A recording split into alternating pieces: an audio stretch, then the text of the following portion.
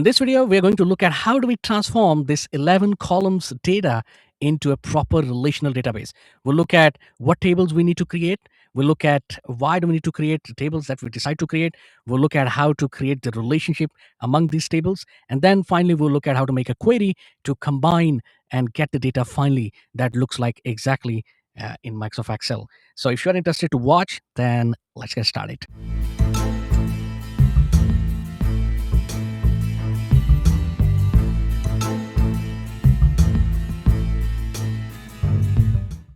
So let's assume that you work in a organization and the administration team in that organization handles or manages the training records of each employee using this Excel sheet.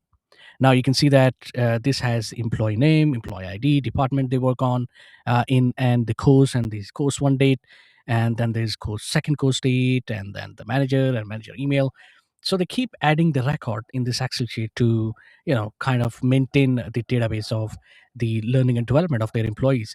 Now this if it is a small organization for small number of employees, yeah, this may work, but generally even for small organization this is not really an efficient way of recording the information or capturing the information. A database has to be created. So let's say you are given this responsibility by the management of the organization that take this Excel sheet, convert it into a database, and this is where you are, and you're thinking about creating Microsoft Access database first, and then maybe moving on to SharePoint list and SQL and other type of databases. So let's build this database in Microsoft Access very quickly. So I will go to Microsoft Access and I already have the table open, but let me go quickly and we'll go to the design view. Let me change the table name. So let's say I give a name employees training, something like that. Yep. Okay. Now, first of all, I want you to pay attention to what is happening here. We have different set of data in this Excel sheet. So it is quite easy for me. I can simply take the columns and I can create the table very quickly. So let's say we go to, so let's say we have employee ID or sorry, we go with the same sequence. Let's say we have employee name, we have employee ID. So let me make this table and I'll come back to you.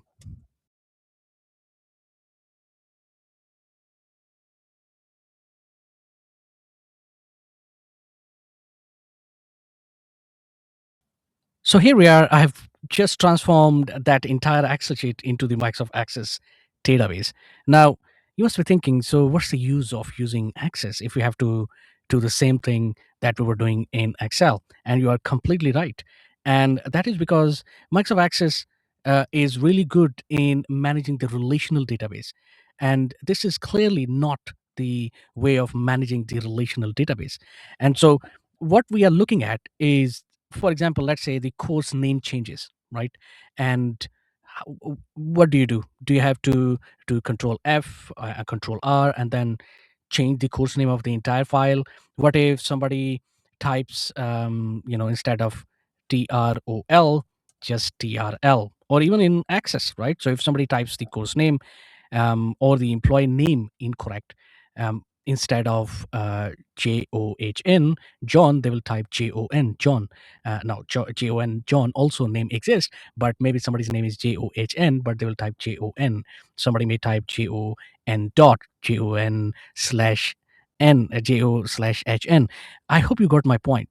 Now, the point I'm trying to make here is that this is not the efficient way of capturing the information. What if you add more courses?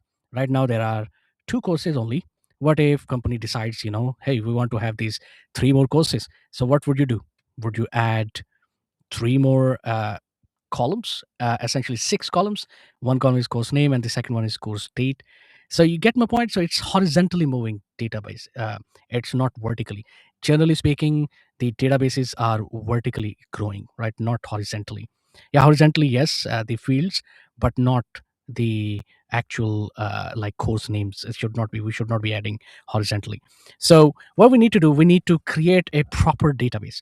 We need to split this entire table into different small tables, so we can maintain the data properly. If something needs to be added in the master data, we can add that. If something needs to be changed, for example, the course name, the department name gets changed, so you don't have to essentially copy and paste or control F and find and replace. You don't have to do for thousands of records. You just go in the master table and then just change from parts to spare parts. So wherever parts is, it will be replaced with the new name that is given.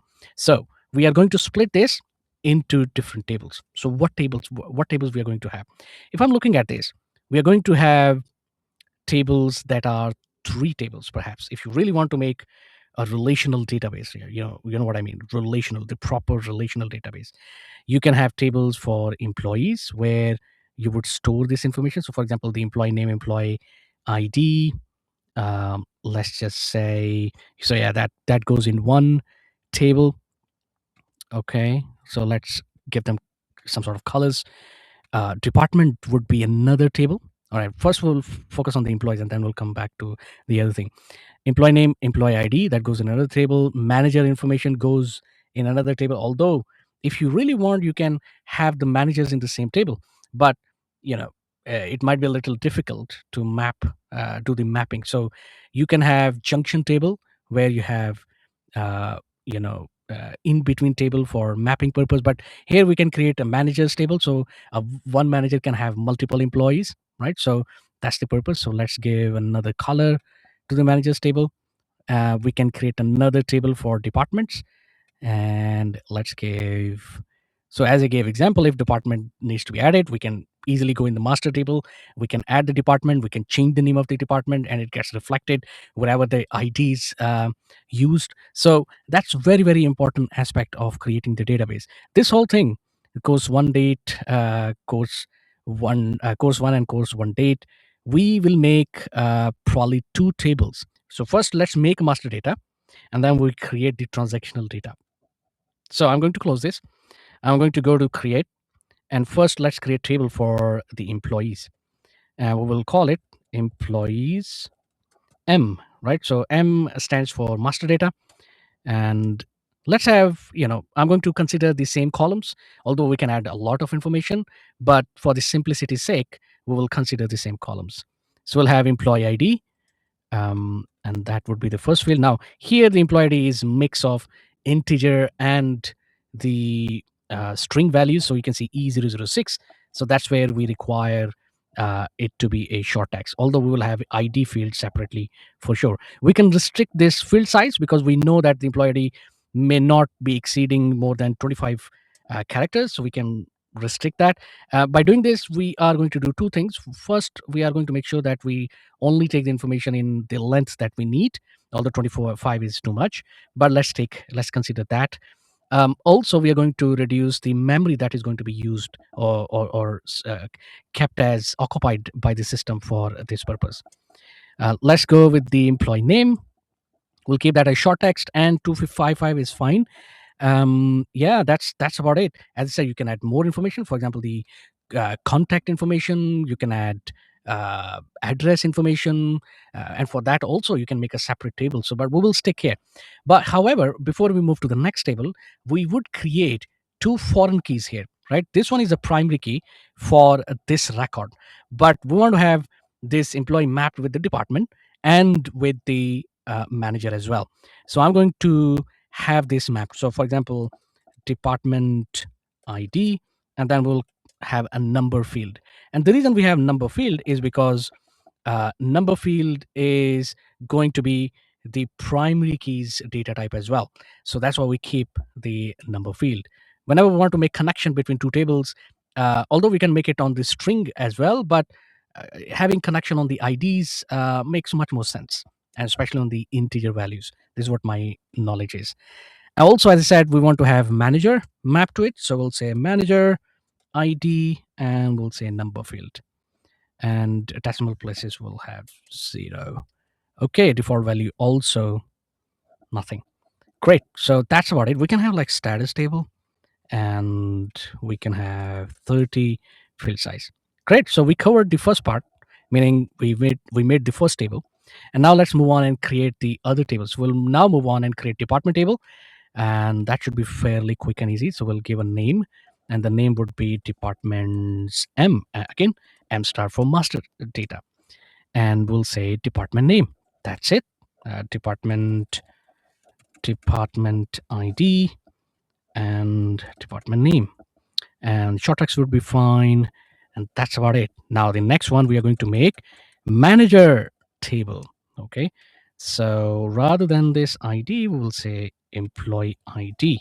So we're keeping the same sequence, right? Oh, okay, sorry.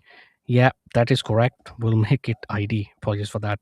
Now let's create a new table, and this table would be about managers. So we go to the design view, we'll say managers T. Oh, sorry, managers M, not T. T for transactional data, M for master data. So managers M, MANAGERS M. That seems to be correct. So we'll have manager ID.